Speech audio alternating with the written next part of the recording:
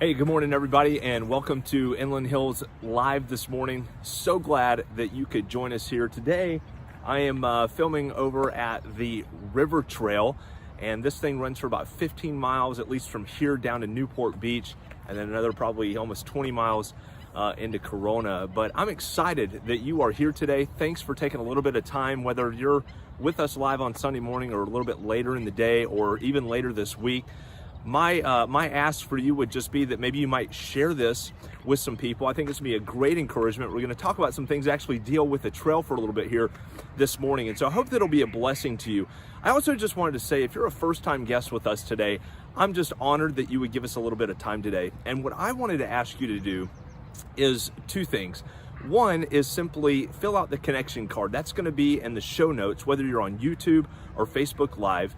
And then the other thing would be maybe to just subscribe to our YouTube channel. And you can find that just by going to YouTube, searching Inland Hills Baptist Church. I'll even try to get the link in here for you a little bit. We're on our way to 100 subscribers, and we would love it if you would help us do that. And if you're a regular attender, regular watcher, viewer here, and you haven't done that yet, well, first, shame on you, and then two, go get that registered. But I'm excited for what we're going to talk about today. It's got a lot of information, but I think a lot of content that's going to be very helpful for us as we kind of navigate through part 9 of our series of messages entitled Faithful Till the End. Now, as we get started, I also just wanted to remind you, if you don't know this, also in the show notes is going to be a link to today's notes. And so you can actually take digital notes online, and all the way at the bottom, once we're done with the message today, you should be able to email, not should be, you will be able to email those notes to you, to yourself for future reference. And so don't forget about that. So look, let's go ahead and jump in.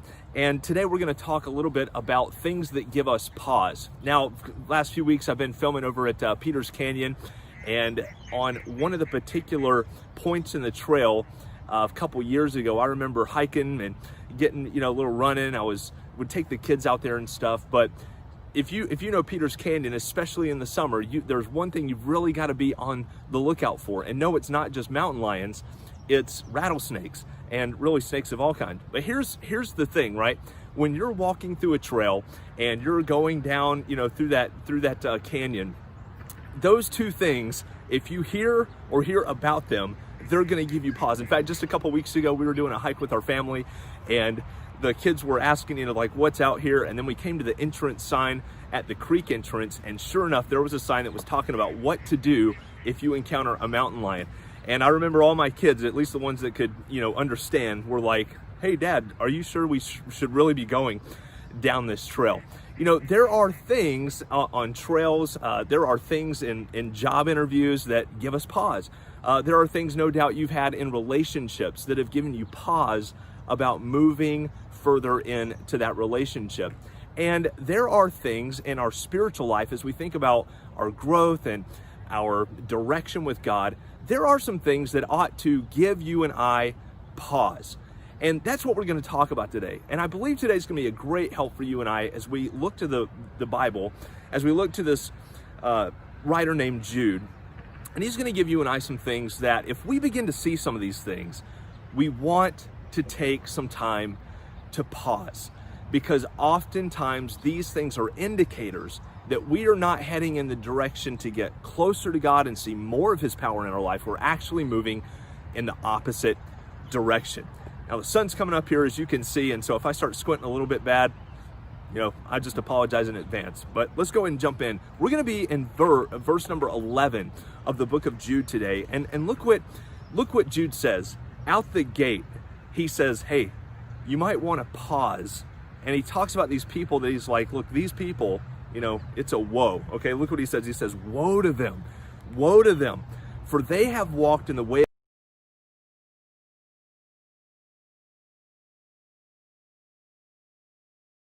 Cain, and rebellion.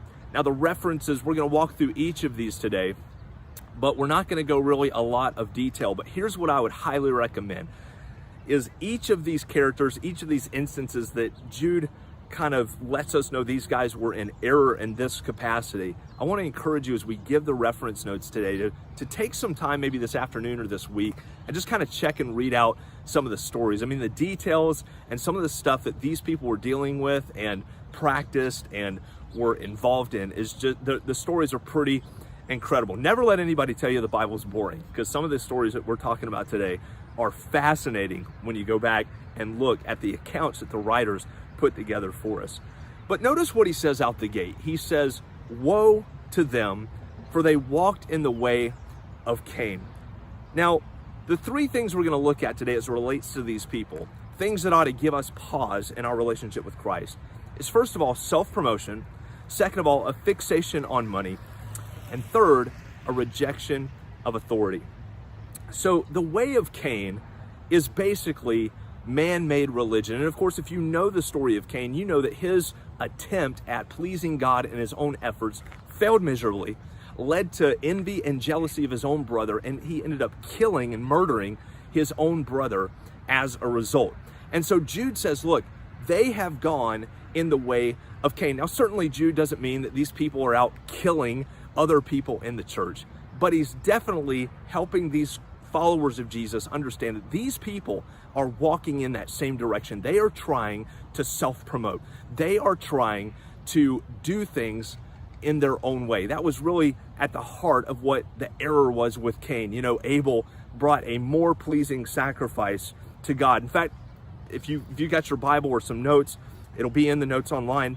But Hebrews 11:4 says this, "By faith Abel offered unto God a more excellent sacrifice than Cain, by which he obtained witness that he was righteous, God testifying of his gifts, and by it he being dead yet speaketh."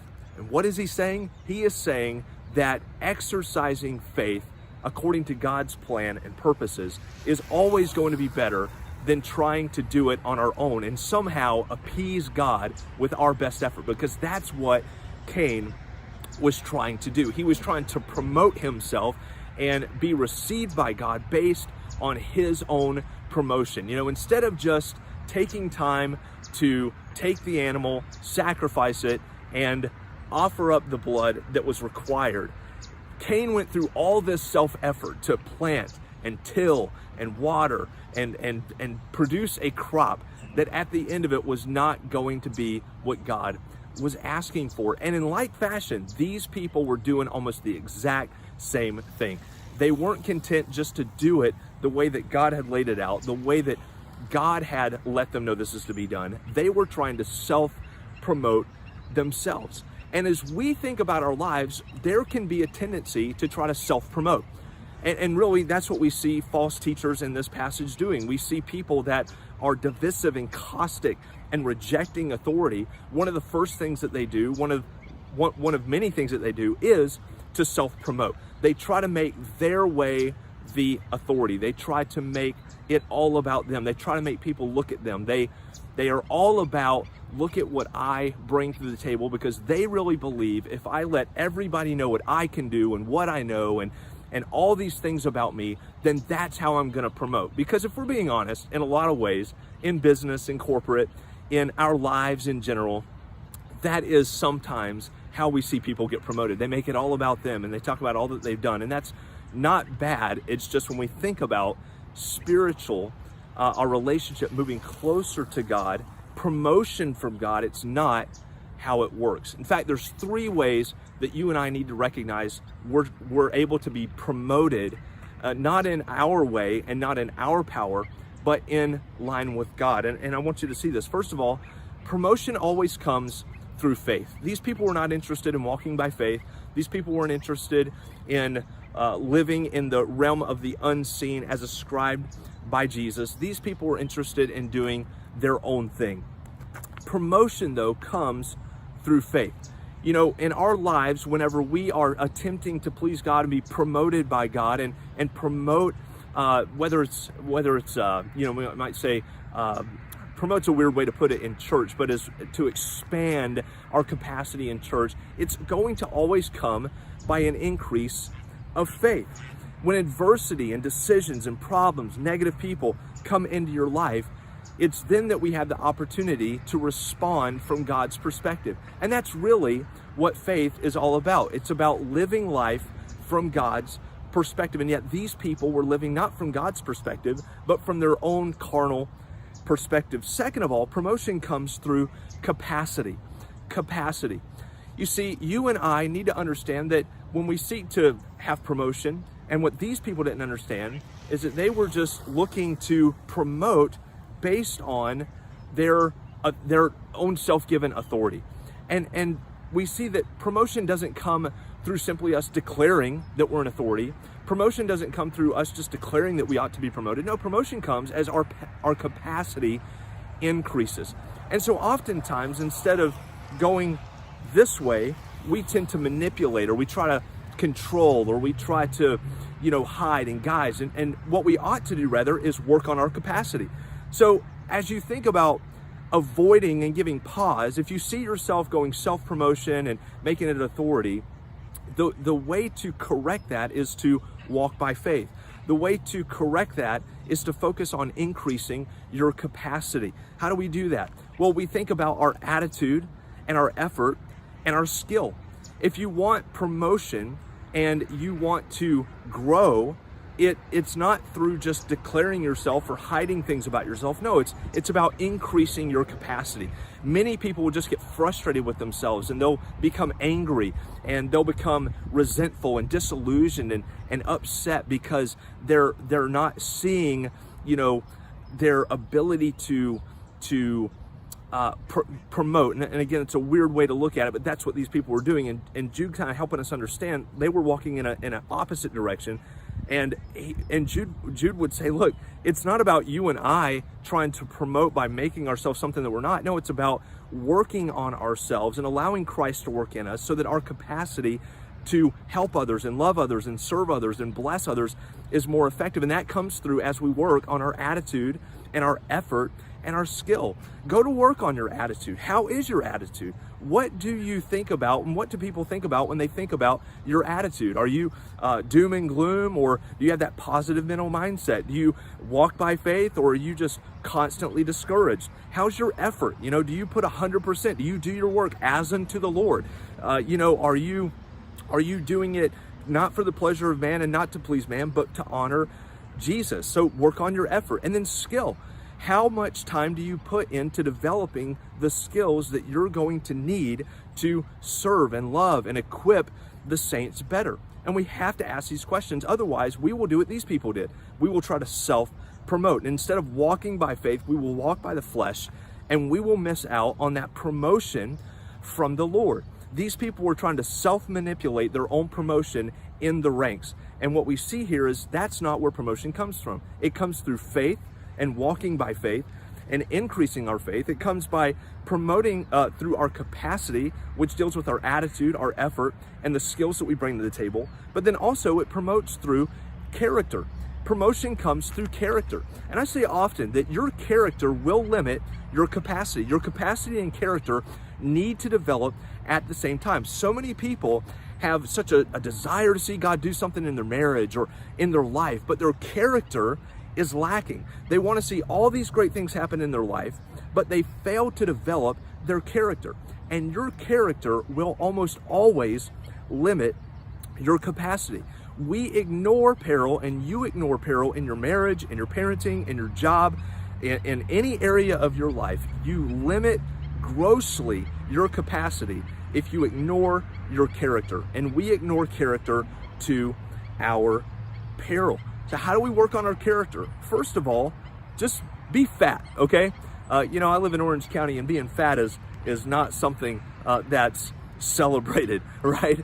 And Isaac, what are you talking about? What do you mean by fat? I mean being faithful, available, and teachable. I can't tell you how many times people want to see great things happen, and they want, and those of you that are part of our church, we want to see our church grow, and we want to see disciples made. Let me tell you how that's going to happen. It's going to happen as you and I are faithful. We just show up. We do what we do. We read our Bible. We pray. We walk with Jesus. We serve. We're faithful to tell people and invite people. But then we also need to be available for opportunities that God puts in our path, and available for opportunities that are brought to our attention and doors that are open. And if you're working so much that you're not available, or you're tied to money so much that you're not available, or you've limited yourself in some capacity to where you're no longer available, recognize that's going to be a difficulty for you. But then lastly, be teachable.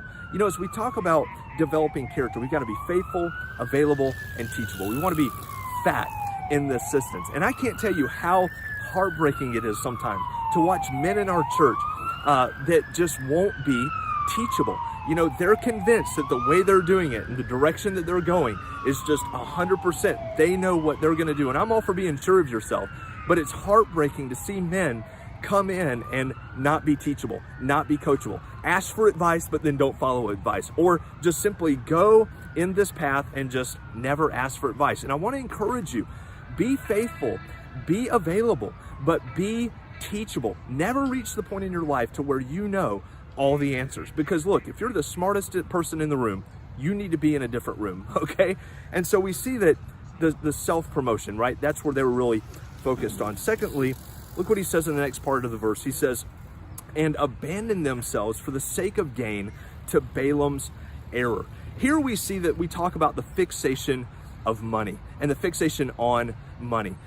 Your heart and my heart is oftentimes directed and indicating where it's going by our focus on money. I mean, Jesus said this, right? Out of the, where your treasure is, there your heart is also, right? There's just a link between our trust and our money. There's just a link between our money and our heart. And what Balaam was doing is he was manipulating the people of God. He was directing them in a way that was contrary to God's design for worship for the sake of gaining money. And I get so tired of people that come into churches, and they've come into my church and our church. They've probably come into your church. I'm sure pastors in Orange County, I don't know, maybe I'll get an amen from them, where people will come in with these money-making schemes, and they will convince people to join their cause and get involved in this or that. And at the end of it, we see it's just a fixation on money. People will say that, you know, what they do is they come in and say, wow, think of all the money that you're going to make, and then you can give it to your church. And let me just say up front that if there is an area, or if there is something that presents an opportunity for you to give more in the future, you really need to stop and ask, what happens to my giving now? What happens to my giving now? We had a couple in our church that was selling Amway, came in a couple years ago, and man, they're so perfect and they're so great, and they use me to get married. And then they started anchoring people into their business, and they started dragging people into this, and they started asking people, promising them, you know, they'd be able to give more to the church. And what I want you to understand is I'm not against MLMs and pyramid schemes. If you want to do that and build that business, I think it can be done. Obviously, it can be done. People do it every single day. But MLMs and those types of things are not to bring in and build their business on the backs of people that are trying to build disciples of Jesus Christ. If you want to do that stuff, you go out and generate your own network of people. You know, don't come into something that's already been built and start handing out your information, telling people that, man, you're going to be able to give so much more, when 9 times out of 10, those people never even give at all. And we see this story for Balaam in Numbers chapter 21 through 25. I want to heavily encourage you to read that account, because it's fascinating to watch what he does. And many people today will still try to do the exact same thing. You see, and so many people get sucked into this idea of all the money that they can give that they forget to give the money they already have. Look, you and I can't step out in faith in an act of disobedience. You can't do that. I can't do that. I can't say I'm going to step out by faith, but then I'm going to not give. I'm going to step out by faith, but I'm going to drop out of church. The two are inconsistent. They're like oil and water. You cannot step out in faith through an act of disobedience. It's not how it works. And as we think about this, what I want you to understand is that God does not want your more later. You know, if someone's entertaining an idea where you stop giving now so that you can give more later, again, you can't step out in faith through an act of disobedience. That is just absolutely nonsense. And the reason why is because God does not want your more money later. He wants your heart now. He does not want your more money later. He wants your heart now. One of the most refreshing illustrations of this that I can think of is the Pujols family, where just from day one, they just honored God with the little bit that they had. And as their income grew, as their career began to succeed, they simply continued the process of giving, even though it was now not just tens of dollars or hundreds of dollars, but tens of thousands and hundreds of thousands of dollars. And so again, God does not want your more or my more now or later. He wants our heart now. Then lastly, notice what we see. We not only see a fixation on money, which we have to be on guard about. And so do you recognize this in your life? Can you see that there is a fixation on what you're going to make and the promotion you're going to receive, so that you're bypassing acts of simple faithfulness right now in your life? And then lastly, right, they reject authority. We see this in the last portion of the verse. He says, and perished in Korah's rebellion, rejecting authority. So Korah and his followers rejected the authority given to Moses and tried to assume power for themselves. And false teachers will always promote themselves and override the authority of God's servants. Now, this passage, this account is found in the book of Numbers, chapter number 16, verses 1 through 4.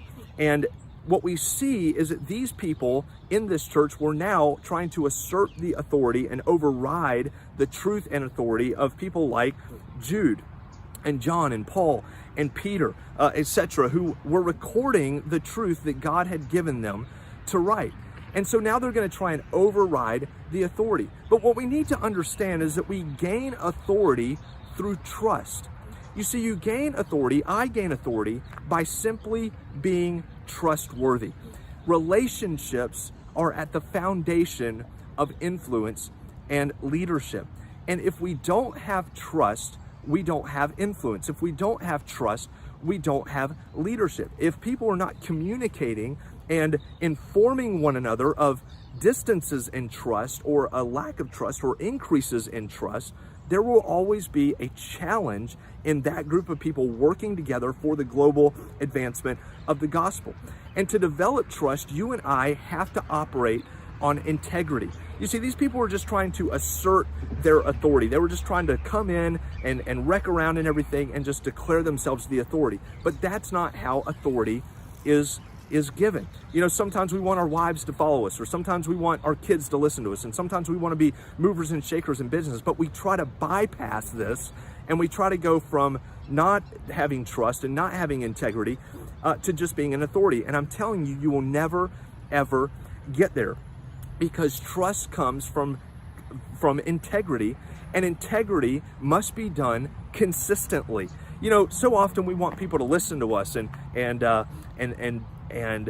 adhere to what we're saying, and it's not that we're trying to get them to go in a bad direction.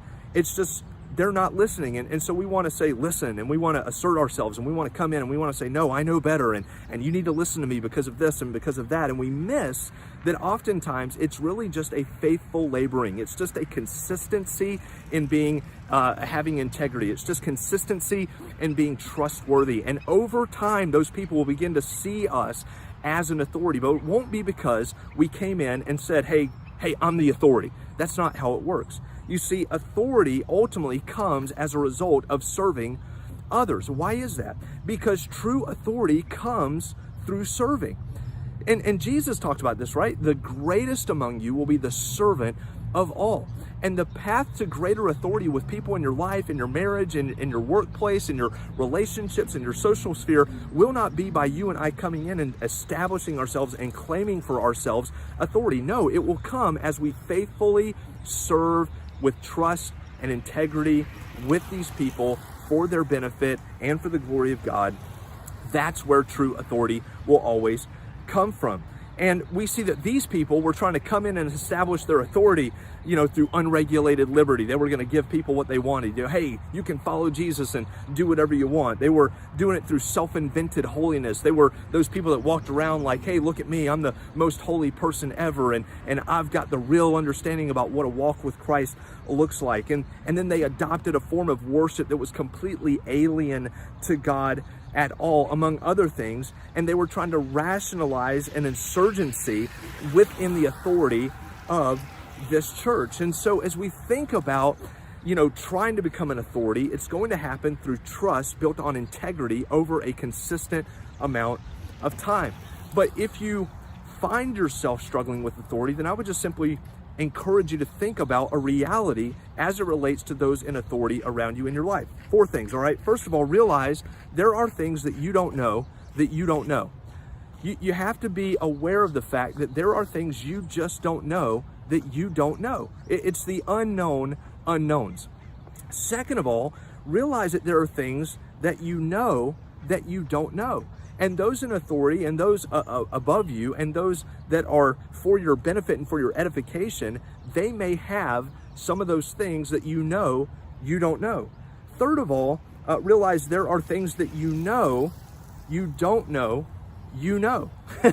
right? Now I need to know that, but I don't know that. Man, I'll tell you, pastoring and growing in that area, I can really identify with this aspect of, man, I know what I don't know. I need to go find out what I don't know. And then obviously there are things that you know. And the tendency sometimes, the reason we can allow ourselves to move in this direction of rejecting authority is because of the things that we know. We think that those are the only things that we need to know. And friend, I'm here to tell you that is absolutely not the case. So how is it that you are going about gaining authority with other people in your life? How is the treatment of those for you how is the treatment of those in authority in your life?